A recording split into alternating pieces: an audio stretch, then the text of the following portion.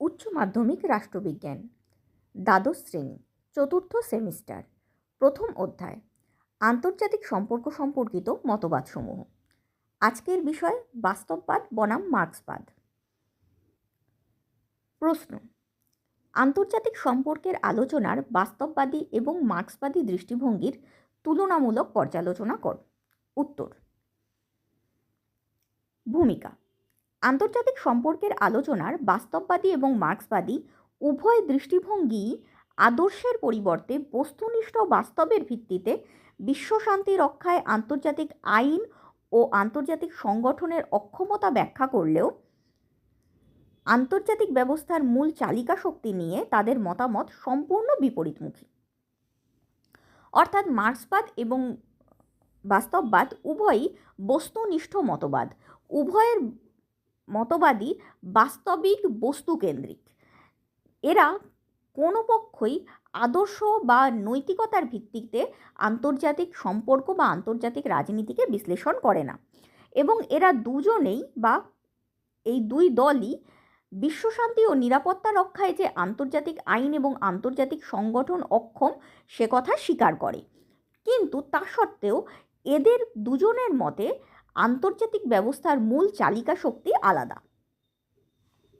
বাস্তববাদ আন্তর্জাতিক রাজনীতিকে রাষ্ট্রকেন্দ্রিক ক্ষমতার প্রতিদ্বন্দ্বিতা হিসেবে দেখে, যার মূল চালিকা শক্তি হল রাষ্ট্রীয় স্বার্থ ও নিরাপত্তা সংশয়।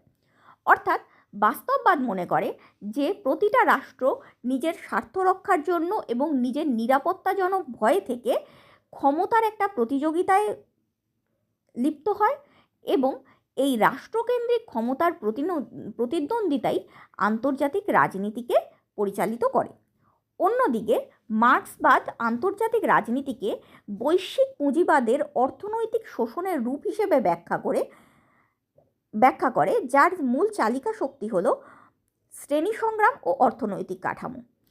মার্ক্সবাদ অনুসারে আন্তর্জাতিক পরিস্থিতিটা বা আন্তর্জাতিক রাজনীতিটা হলো শ্রেণী সংগ্রাম এবং বিদ্যমান বা বর্তমান আন্তর্জাতিক অর্থনৈতিক কাঠামোর একটা ফল, যা বৈশ্বিক পুঁজিবাদের অর্থনৈতিক শোষণেরই আরেকটা রূপ। অর্থাৎ তাদের মতে ধনতান্ত্রিক অর্থনীতি বা বড়লোকরা আরও বড়লোক হবে এবং ব্যক্তিগত সম্পত্তির মালিকানা থাকবে, এই অর্থনৈতিক কাঠামোর গরিবদের ওপর যে শোষণ হয় সেই শোষণের প্রতিফলনই হলো আন্তর্জাতিক রাজনীতি। বৈসাদৃশ্য। এই দুই ধারার বিশ্লেষণ ভঙ্গির মূল পার্থক্য হলো: এক, মূল বক্তব্য, নৈরাজ্য বনাম ধনতান্ত্রিক কাঠামো। বাস্তববাদীরা আন্তর্জাতিক রাজনীতিকে নৈরাজ্যমূলক আন্তর্জাতিক পরিস্থিতির প্রতিফলন হিসেবে ব্যাখ্যা করে। অর্থাৎ বাস্তববাদীদের মতে আন্তর্জাতিক পরিস্থিতিতে যাই হচ্ছে সেটা হচ্ছে কারণ আন্তর্জাতিক পরিস্থিতিকে কন্ট্রোল করার মতো কোনো সর্বাধিক ক্ষমতা সম্পন্ন সংস্থা বা ব্যক্তি নেই। তার জন্য আন্তর্জাতিক ক্ষেত্রে সার্বভৌম রাষ্ট্রগুলো যে যা খুশি করতে পারে, আর এর কারণেই আন্তর্জাতিক পরিস্থিতিতে যা সংগঠিত হয় তা হতে পারছে। অর্থাৎ আন্তর্জাতিক রাজনীতি হলো অরাজক বা নৈরাজ্যমূলক আন্তর্জাতিক পরিস্থিতির একটা এফেক্ট, যেখানে রাষ্ট্রগুলি নিজেদের নিরাপত্তা সংশয়জনিত ক্ষমতাকেন্দ্রিক ও স্বার্থকেন্দ্রিক নিরন্তর প্রতিদ্বন্দ্বিতার গভীর সত্যকে প্রকাশ করছে। অর্থাৎ এই রকম অরাজক পরিস্থিতিতে প্রতিটা রাষ্ট্র নিজেদের নিরাপত্তার ভয় থেকে ক্ষমতা বৃদ্ধি করতে লিপ্ত হয়েছে, আর এইভাবে নিজেদের স্বার্থকেন্দ্রিক আর ক্ষমতাকেন্দ্রিক একটা প্রতিযোগিতার মধ্যে তারা জড়িয়ে পড়ে। এটাই আন্তর্জাতিক পরিস্থিতির বা আন্তর্জাতিক রাজনীতির স্বরূপ। কিন্তু মার্ক্সবাদীদের মতে আন্তর্জাতিক রাজনীতি ধনতান্ত্রিক অর্থনীতির প্রতিফলন। অর্থাৎ মার্ক্সবাদীরা মনে করেন যে ধনতান্ত্রিক কাঠামোটা বিশ্বে চলছে, সমগ্র মানব সমাজ ব্যবস্থার মধ্যে যে ধনতান্ত্রিক কাঠামোটা চলছে, অর্থাৎ প্রাকৃতিক সম্পদের ওপর কিছু মুষ্টিমেয় ব্যক্তি নিজের আধিপত্য কায়েম করে যারা শ্রম দান করছে তাদের শোষণ করছে, এই পরিস্থিতিটারই প্রতিফলন হলো আন্তর্জাতিক রাজনীতি। মার্ক্সবাদ আন্তর্জাতিক রাজনীতির শ্রেণীদ্বন্দ্ব ও শ্রেণী শোষণমূলক স্বরূপকে উন্মোচন করেছে।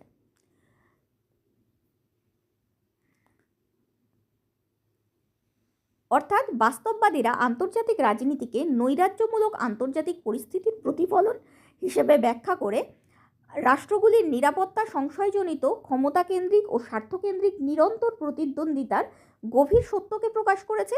অন্যদিকে মার্ক্সবাদ আন্তর্জাতিক রাজনীতিকে ধনতান্ত্রিক অর্থনীতির প্রতিফলন হিসেবে ব্যাখ্যা করে আন্তর্জাতিক রাজনীতির শ্রেণীদ্বন্দ্ব ও শ্রেণী শোষণমূলক স্বরূপ উন্মোচন করেছে।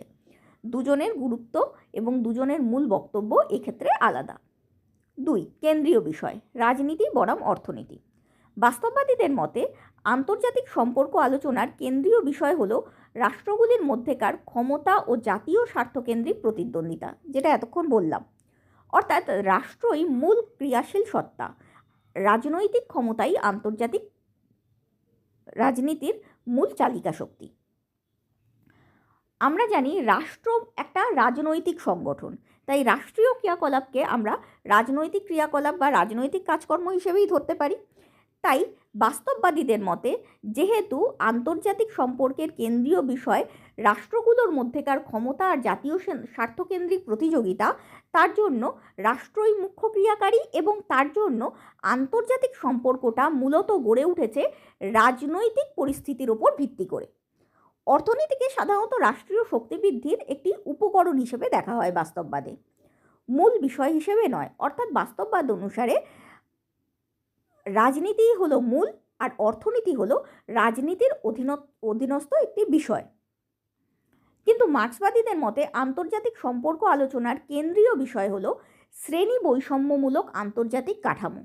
অর্থাৎ বিশ্ব সমাজ ব্যবস্থায় যে গরিব এবং বড়লোক এই দুটো শ্রেণীর মধ্যে বিভাজন রয়েছে, এই পরিস্থিতির আন্তর্জাতিক প্রতিফলনই হলো আন্তর্জাতিক সম্পর্ক আলোচনার কেন্দ্রীয় বিষয়, যেখানে বলা হচ্ছে যে গরিব রাষ্ট্রগুলো ধনী রাষ্ট্র দ্বারা শোষিত হচ্ছে। অর্থাৎ মার্ক্সবাদীদের মতে অর্থনৈতিক ব্যবস্থাটাই মূল ক্রিয়াশীল সত্তা, কোনো রাষ্ট্র নয়। অর্থনৈতিক ব্যবস্থা যা করায় রাষ্ট্র সেটা করে, তাই অর্থনৈতিক ব্যবস্থাই মুখ্য ক্রিয়াশীল সত্তা। শাসক শ্রেণীর অর্থনৈতিক স্বার্থ রক্ষাই হলো মূল চালিকা শক্তি। অর্থাৎ রাষ্ট্রগুলো যেটা করছে সেটা করার পেছনে তার কারণ হলো শাসক শ্রেণী বা সেই রাষ্ট্রের যে অর্থনৈতিকভাবে ক্ষমতাবান শ্রেণী আছে তাদের স্বার্থ রক্ষা করা। ক্ষমতাকেন্দ্রিক প্রতিদ্বন্দ্বিতা নয়, বরং শ্রেণী দ্বন্দ্বমূলক শোষণই হলো মূল সমস্যা। বাস্তববাদীরা যেটা বলেছে যে ক্ষমতাকে নিয়ে যে প্রতিযোগিতা চলে তার জন্যই যুদ্ধ হয়, কিন্তু আর এটাই সমস্যা। কিন্তু মার্ক্সবাদীদের মতে না, ক্ষমতাকেন্দ্রিক প্রতিযোগিতাটা নয়, বরং শ্রেণীদ্বন্দ্বমূলক শোষণটাই মূল সমস্যা। অর্থাৎ বড় লোকের দ্বারা গরিব লোকের শোষণটাই মূল সমস্যা। ঠিক সেরকমই বড় বা উন্নত কান্ট্রি দ্বারা, উন্নত দেশের দ্বারা অনুন্নত দেশকে শোষণ করাটাই হলো মূল সমস্যা, ক্ষমতার প্রতিযোগিতাটা নয়। অর্থাৎ মার্ক্সবাদীদের মতে অর্থনৈতিকই হলো মূল, আর রাজনীতি, আইন, সংস্কৃতি সব কিছুই অর্থনৈতিক কাঠামোর দ্বারাই প্রভাবিত। তার মানে বাস্তববাদের মতে কেন্দ্রীয় বিষয় হলো রাজনীতি, কিন্তু মার্ক্সবাদের মতে কেন্দ্রীয় বিষয় হলো অর্থনীতি। 3য় পয়েন্ট, প্রকৃতি, মনস্তাত্ত্বিক বনাম বস্তুনিষ্ঠ। বাস্তববাদ মূলত আচরণগত বা মনস্তাত্ত্বিক তত্ত্ব। মানুষের নেতিবাচক আচরণ এবং স্বার্থপরায়ণ মানসিকতার ভিত্তিতে বাস্তববাদ আন্তর্জাতিক পরিস্থিতিকে ব্যাখ্যা করে। বাস্তববাদ বলে মানুষ স্বভাবজাতভাবেই ক্ষমতালোভী, স্বার্থপর এবং অন্যকে দমন করতে ইচ্ছুক। তার জন্যই যেহেতু মানুষ দিয়েই রাষ্ট্র গঠিত, রাষ্ট্রেরও চরিত্র সেমই, রাষ্ট্রও ক্ষমতালোভী, দমন প্রবৃত্তি দ্বারা পরিচালিত। তার জন্যই আন্তর্জাতিক ক্ষেত্রে যত যুদ্ধ, যত প্রতিদ্বন্দ্বিতা, যত সংঘাত হচ্ছে, সব কিছুর কারণই এটা যে মানুষ খারাপ, মানুষ প্রকৃতিগতভাবে খারাপ বা প্রবৃত্তিগতভাবে খারাপ, আর সেই প্রবৃত্তিগতভাবে খারাপ মানুষ দ্বারা রাষ্ট্র তৈরি, তাই রাষ্ট্রও প্রবৃত্তিগতভাবে খারাপ। মানে পুরো বিষয়টাই হলো একটা প্রকৃতির বা মানসিকতার। আমাদের সবার মানসিকতা খারাপ, তার জন্যই যুদ্ধ হচ্ছে। আর এই যুদ্ধ হচ্ছে বা তার জন্যই আন্তর্জাতিক পরিস্থিতিতে যা ঘটছে বর্তমানে সেগুলো ঘটতে পারছে।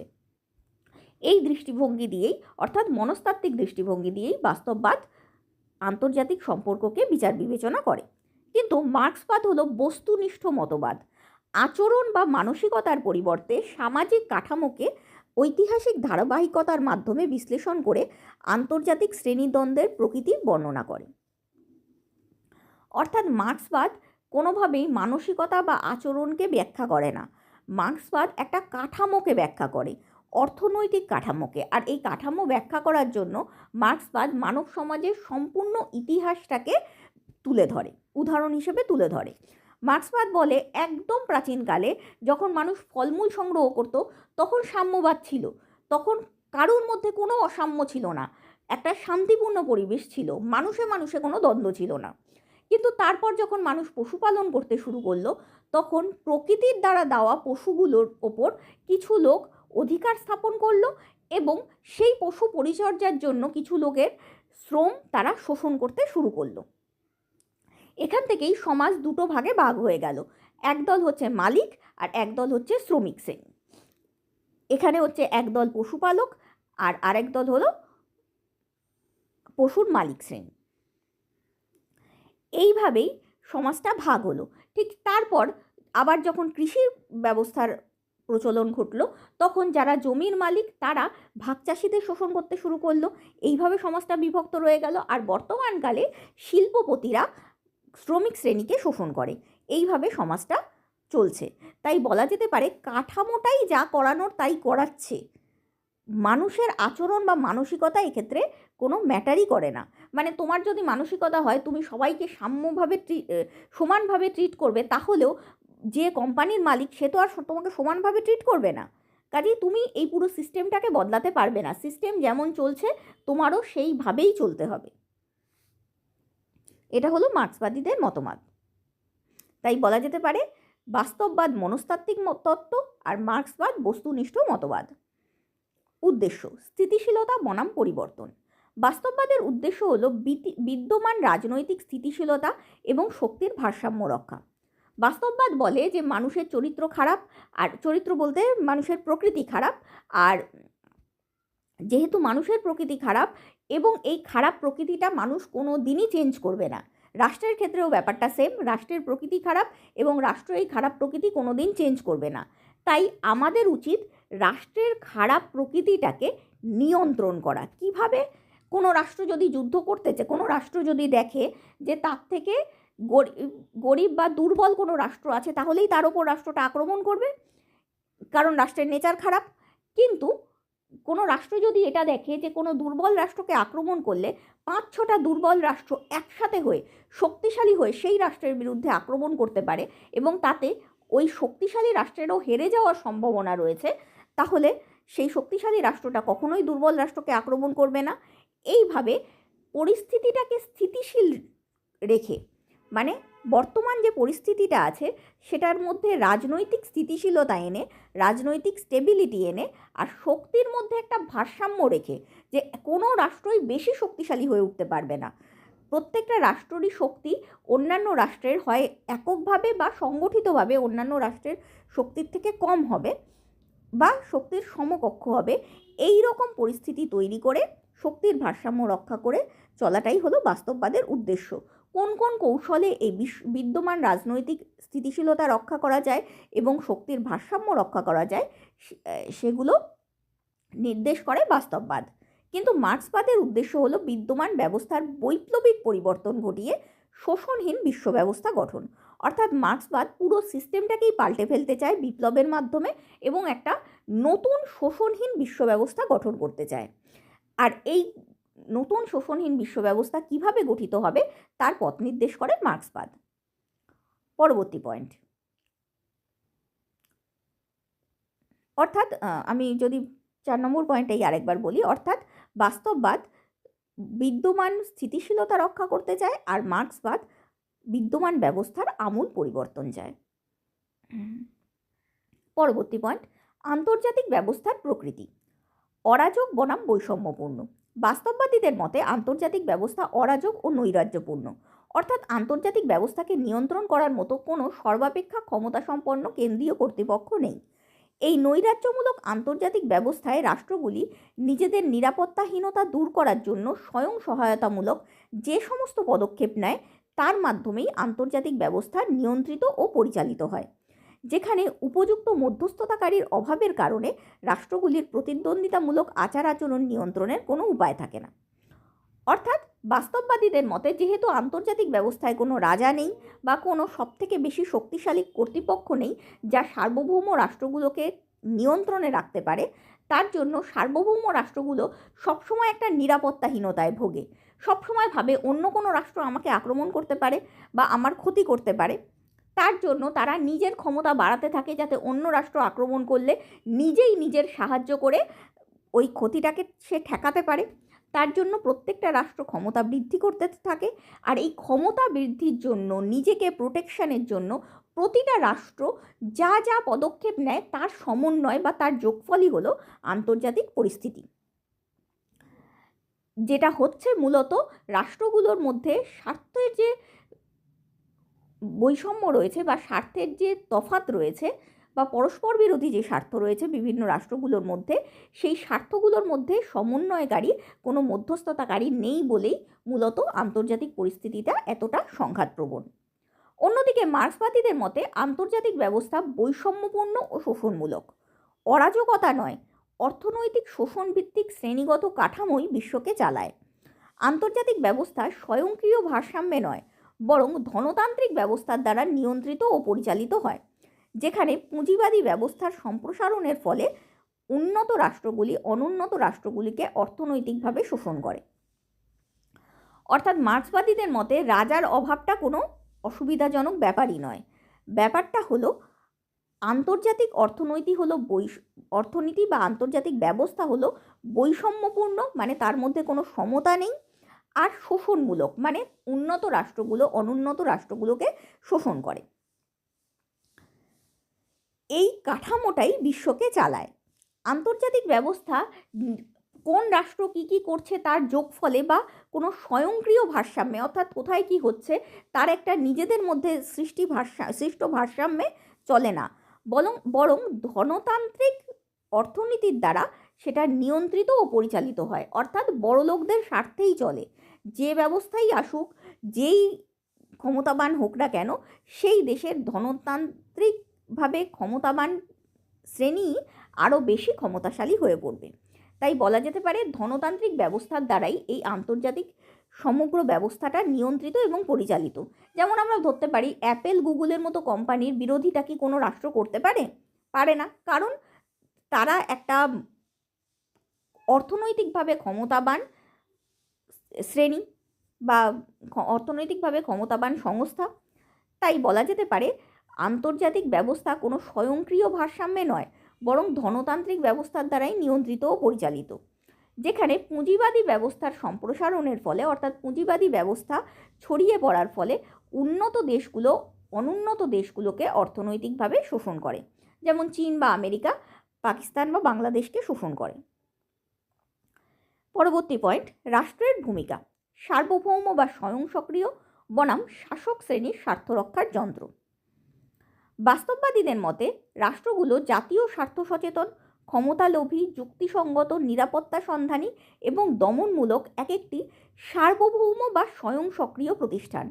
তাই রাষ্ট্রই আন্তর্জাতিক ব্যবস্থার মূল একক। বাকিগুলো তো আমি আগেই বুঝিয়েছি। মূল কথা এই পয়েন্টে যেটা বলা হচ্ছে সেটা হচ্ছে রাষ্ট্রগুলো স্বাধীন, স্বয়ং সক্রিয় বা সার্বভৌম, যার এক কথায় অর্থ হলো স্বাধীন। আন্তর্জাতিক ব্যবস্থায় একমাত্র রাষ্ট্রই স্বাধীন, তাই একমাত্র রাষ্ট্রই আন্তর্জাতিক ব্যবস্থার মূল একক। কিন্তু মার্ক্সবাদীদের মতে রাষ্ট্রগুলো হলো শ্রেণী শোষণের যন্ত্র। রাষ্ট্রগুলো সার্বভৌম বা স্বয়ং সক্রিয় নয়, বরং শাসক শ্রেণীর স্বার্থ রক্ষার হাতিয়ার। যেমন ভারতবর্ষ চাইলেও কি কোনোদিন আম্বানি বা অ্যাপেল, গুগল এদের বিরুদ্ধে যেতে পারবে? কখনোই পারবে না। তাই ভারতবর্ষকে স্বাধীন বলা যায় না। স্বাধীন হলো তারাই যাদের হাতে অর্থনৈতিক সক্ষমতা রয়েছে। তাই রাষ্ট্র নয়, বরং অর্থনৈতিক ব্যবস্থাটাই নেতিবাচক।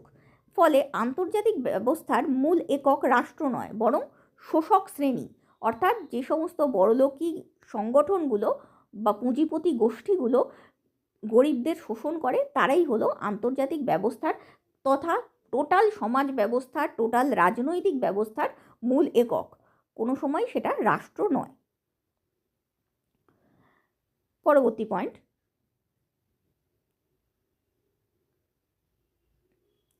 রাষ্ট্রগুলির সংঘাতের কারণ নিরাপত্তাহীনতা বনাম পুঁজিবাদী সংকট।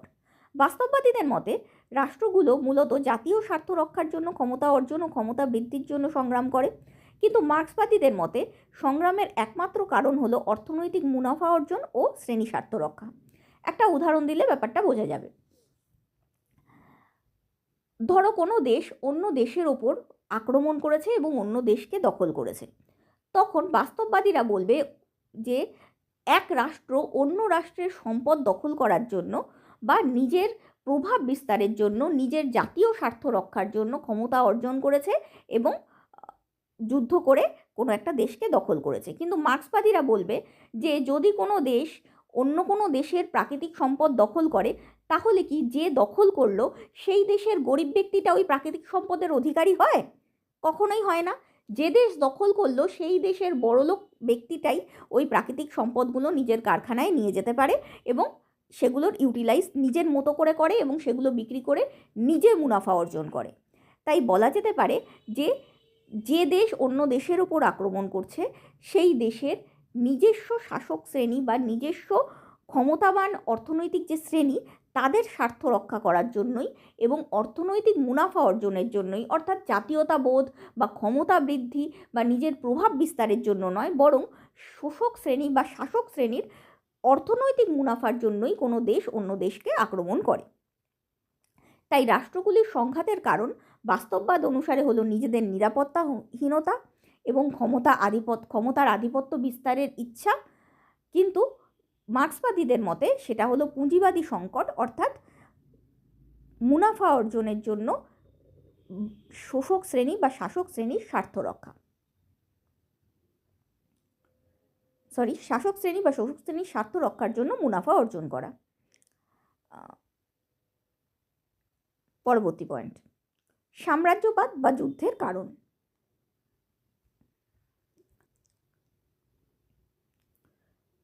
ক্ষমতা বনাম শ্রেণীদ্বন্দ্ব।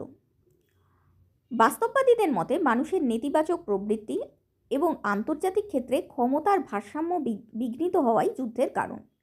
রাষ্ট্রের আচরণ নির্ধারণ করে জাতীয় স্বার্থ এবং নিরাপত্তা সংশয়। যুদ্ধ অবশ্যম্ভাবী, তাই ক্ষমতার ভারসাম্য বজায় রাখাই যুদ্ধ সীমিতকরণের একমাত্র উপায়।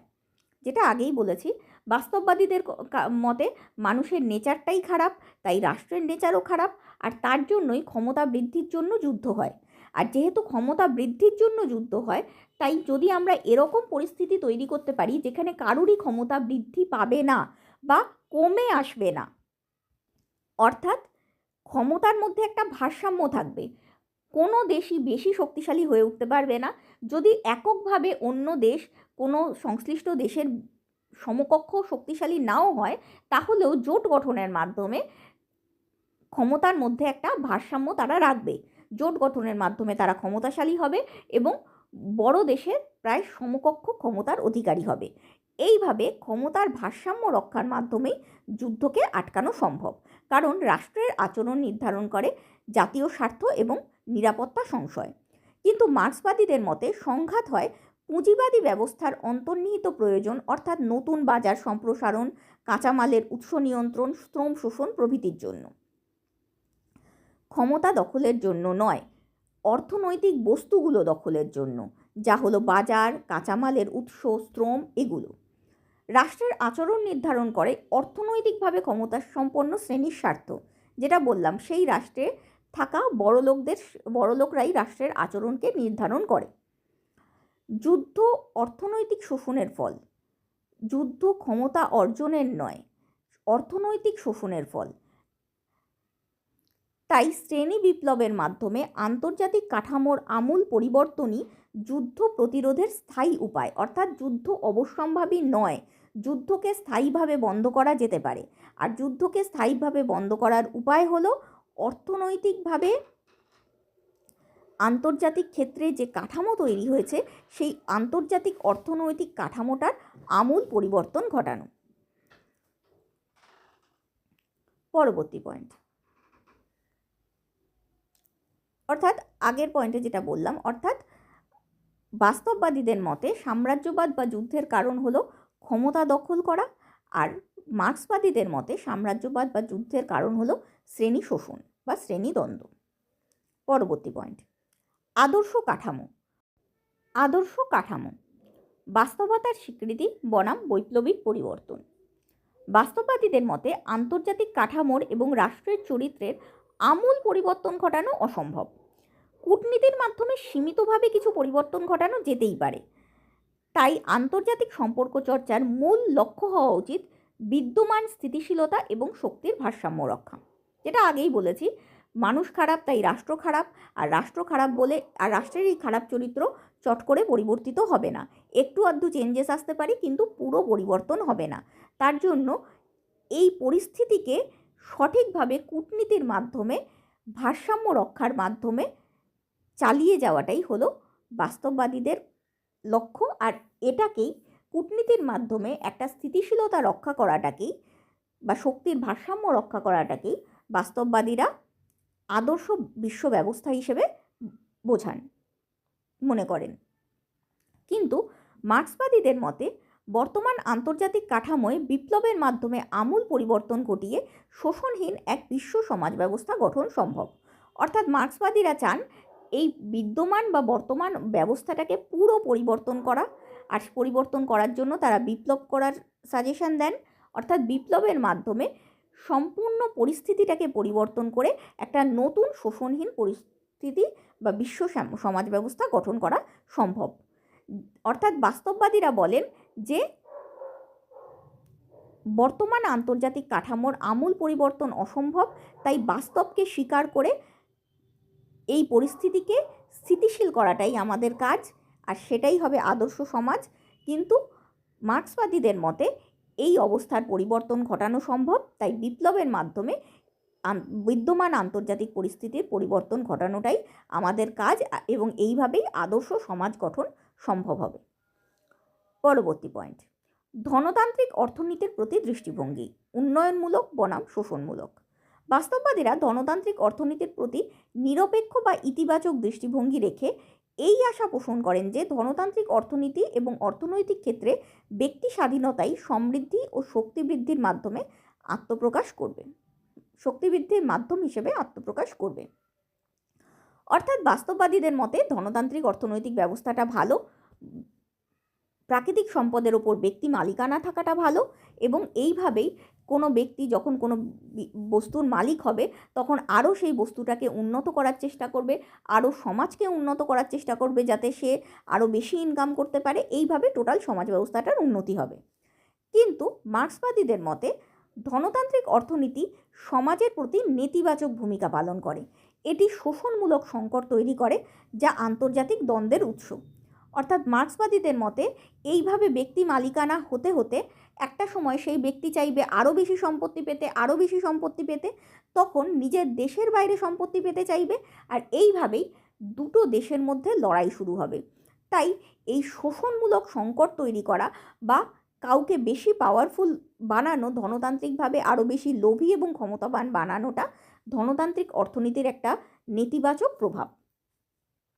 তাই বলা যেতে পারে বাস্তববাদীদের মতে ধনতান্ত্রিক অর্থনীতি উন্নয়নমূলক, কিন্তু মার্ক্সবাদীদের মতে ধনতান্ত্রিক অর্থনীতি শোষণমূলক। পরবর্তী পয়েন্ট, নৈতিকতার গুরুত্ব, অত্যন্ত সীমিত বনাম প্রবল। বাস্তববাদীদের মতে মানুষ তথা রাষ্ট্রের স্বার্থপরতা চিরন্তন এবং অপরিবর্তনীয়, তাই তারা আন্তর্জাতিক পরিস্থিতিকে নৈতিকতার মাধ্যমে নয় বরং ক্ষমতার ভারসাম্য রক্ষার মাধ্যমে স্থিতিশীল করতে আগ্রহী। কিন্তু মার্ক্সবাদীদের মতে বিদ্যমান ব্যবস্থার নৈতিক কাঠামো নেতিবাচক, কারণ তা ধনতন্ত্র দ্বারা প্রভাবিত। অর্থাৎ বাস্তববাদ বলছে মানুষ খারাপ, রাষ্ট্র খারাপ, আর এটা চিরন্তন ব্যাপার, এটা স্বভাবজাত ব্যাপার এবং চিরন্তন ব্যাপার, এটা কোনো দিনই পরিবর্তন হবে না। কিন্তু মার্ক্সবাদীদের মতে মানুষ খারাপ এবং রাষ্ট্র খারাপ, কারণ কাঠামোটাই খারাপ। অর্থনৈতিক কাঠামো ঠিক করলে মানুষ আর রাষ্ট্র দুটোই ঠিক হয়ে যাবে।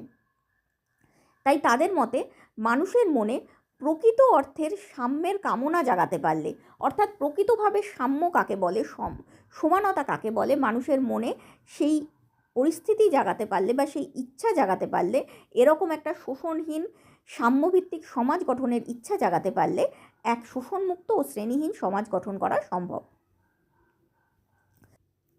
চিন্তাবিদ, আন্তর্জাতিক সম্পর্কের আলোচনার বাস্তববাদী তত্ত্বের মূল তাত্ত্বিকগণ হলেন Hans J Morgenthau, Edward Hallett Carr বা EH Carr, Reinhold Niebuhr, Quincy Wright, Kenneth Waltz, John Mearsheimer, George F Kennan, Henry Kissinger, John Herz, Nicholas Spykman, Kenneth Thompson, George Schwarzenberger, Stephen Walt, Robert Jervis, Arnold Wolfers প্রমুখ। এবং আন্তর্জাতিক রাজনীতির মার্ক্সবাদী দৃষ্টিভঙ্গির মূল প্রবক্তাগণ হলেন কার্ল মার্কস, ভ্লাদিমির লেনিন,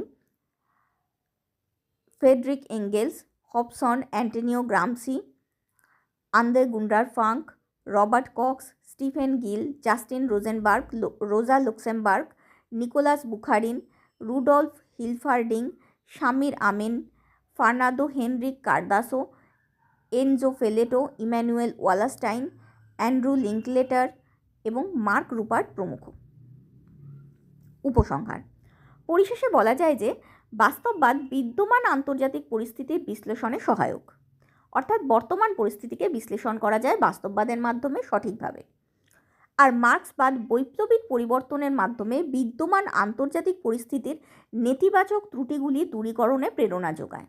আর মার্ক্সবাদ চায় বর্তমান ব্যবস্থার যে খারাপ দিকগুলো আছে সেগুলোকে সংশোধন করা উচিত বৈপ্লবিক পরিবর্তনের মাধ্যমে, টোটাল সিস্টেমটাকেই বদলে দিয়ে। বিশ্ব রাজনীতির বহুমাত্রিক সংঘাত সহযোগিতার জটিল চিত্রকে বুঝতে দুটি ধারাই ভিন্ন ভিন্ন কিন্তু সমপরিমাণ মূল্যবান ও তাৎপর্যপূর্ণ বিশ্লেষণী দৃষ্টিভঙ্গি তুলে ধরে আন্তর্জাতিক সম্পর্কশাস্ত্রটিকে পরিপূর্ণতা প্রদান করে। অর্থাৎ দুটো ধারাই আলাদা আলাদা দিক তুলে ধরে আন্তর্জাতিক সম্পর্কের। এইভাবে পরস্পরের পরিপূরক হিসেবে দুটো ধারাই আন্তর্জাতিক সম্পর্ক শাস্ত্রটাকে একটা পরিপূর্ণ শাস্ত্ররূপে গড়ে তুলতে সাহায্য করে। এই হলো আন্তর্জাতিক সম্পর্কের আলোচনার মার্ক্সবাদী এবং বাস্তববাদী দৃষ্টিভঙ্গির তফাৎ। উত্তরটা ভালো লাগলে অবশ্যই লাইক এবং শেয়ার করো, আর এরকম কোনো উত্তর জানতে ইচ্ছে হলে অবশ্যই কমেন্টের মাধ্যমে জানিও, আর চ্যানেলটাকে অবশ্যই সাবস্ক্রাইব করো। Thank you.